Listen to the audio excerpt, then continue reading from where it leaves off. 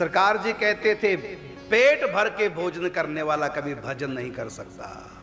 साधु को हमेशा भूखा ही सोना चाहिए। भूखे का मतलब भूख रख कर के खाओ। भूख इतना मत खाओ जो भूख मिट जाए, इतना कम खाओ कि आधी भूख मिटे आधी रहे, फिर होगा भजन। और साधु को 3-3 बार गृहस्थों की तरह नहीं खाना चाहिए। जिनको भजन में डूबना है, सुबह नाश्ता, दोपहर को भोजन, फिर रात को भोजन, फिर दूध चाहिए, फिर फल चाहिए, फिर शरबत चाहिए। सारी सुख सुविधाएं अगर संत लेंगे, उसे उनके पुण्यों का ह्रास हो जाएगा। और पुण्य का ह्रास हुआ, तमोगुण रजोगुण छा जाएगा। इससे संतों को हमेशा तपस्वी रहना चाहिए। पानी पेट भर के पिए, प्यास कभी ना लगने दें और भूख कभी मिटने ना दें। प्यास कभी लगने ना दें। प्यास लगने से पहले पानी पी लो और भर पेट पियो, तो प्यास लगने मत दे साधु, और भूख मिटने मत दे साधु।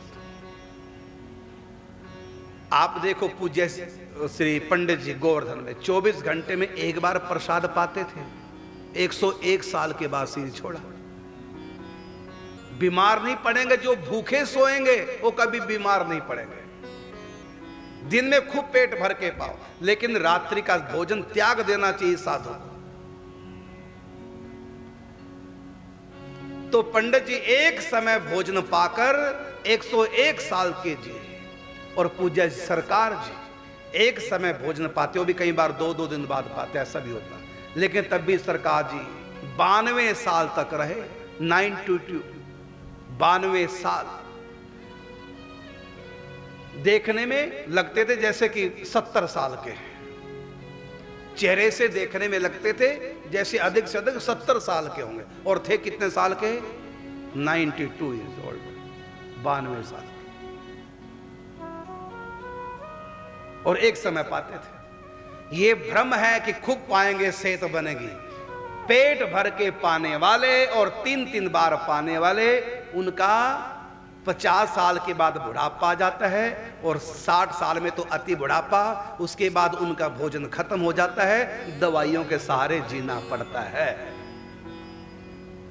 और महीनों महीनों क्या, कई बार तो साल साल खाट पे ही पड़े रहेंगे, कुछ भी हजम नहीं कर पाएंगे। आंते पचाना बंद कर देंगे, क्योंकि जीवन भर आंतों पर अत्याचार करते रहे। बाजार की चीजें खाते हैं, अनाप शनाप हाथों की खाते हैं। एक बार पोखराम कारी बाबू के यहां से बढ़िया बढ़िया भोजन बना। दिवाली को चलो सरकार जी के यहां दे आए भोजन बढ़िया बढ़िया, क्योंकि संतों के रात को तो भोजन होता नहीं, दिवाली का समय कि चलो और हम दे आए भोजन। दिवाली उत्सव है, त्योहार है, वहां तो बनाते नहीं सरकार जी के यहां। चलो कुछ दिवाली मन जाएगी। बढ़िया बढ़िया पकवान कारी बाबू दे करके गए।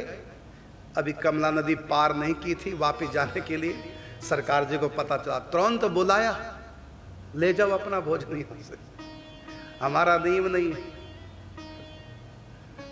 बना हुआ किसी के यहां का भोजन करना। और स्वयं बनाया नहीं। लोग त्योहार मना रहे हैं दिवाली को, और सरकार के यहां अंधेरी रात, कुछ नहीं। लेकिन हुआ संतों को कि कुछ तो होना चाहिए। चलो खाना पीना नहीं, तपस्या, कम से कम दीप तो जलना चाहिए। न जाने सरकार जी ने कहां से दीपक प्रकट कर दी, अंदर से दीपक लिया, ले जलाओ दीप, खाना कुछ नहीं। ऐसा तपस्वी जीवन। तो संतों को चाहिए कि वो 3 बार नहीं बल्कि 1 बार भोजन करें बस, या ज्यादा से ज्यादा 2 बार कर लें। रात्रि का भोजन करना तो अपने ऊपर अत्याचार करना है। वो रात्रि का भोजन करने वाले कभी रात को भजन कर ही नहीं सकते, और संत तो रात्रि को ज्यादा भजन करते हैं। बाबा भी 8 बजे सो जाते हैं और 3 घंटे बाद 11 बजे जग जाते हैं। 1 घंटे में अपना तैयारी करके ठीक 12 बजे रात के अपना जप पर बैठ जाते हैं और सुबह 5 बजे तक, कभी 6 बजे तक बाबा जप पे बैठते थे। कभी 5 घंटे, कभी 6 घंटे। रात को यदि भोजन कर लिया तो सुबह उठने में आलस आता है। भजन करने के लिए बैठे को तो नींद आएगी। रात्रि का भोजन तमोगुण पैदा करता है। सुबह के समय भी हल्का सा फल कर लो, ज्यादा नहीं। दोपहर के समय खा लो, बढ़िया। रात्रि को बिल्कुल नहीं। यदि अभ्यास नहीं है तो शाम को 5 बजे पालो, दिन छिपने से पहले पालो। दिन छिपने के बाद साधु को भोजन करना ही नहीं चाहिए। और जो सचमुच में जो भजन करते हैं ना साधु, वो रात्रि को भोजन पाएंगे नहीं तो उनको नींद व्यवधान करेगी, सुबह उठने में आलस आएगा, नींद के कारण से ध्यान चिंतन नहीं कर पाएंगे। तो सरकार जी इतना अल्पाहार करते थे, तब भी 92 साल तक जिए।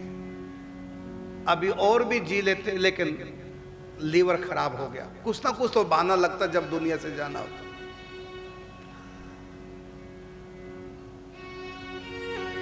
तो वापिस कर दिया कारी बाबू का प्रसाद, नहीं लिया।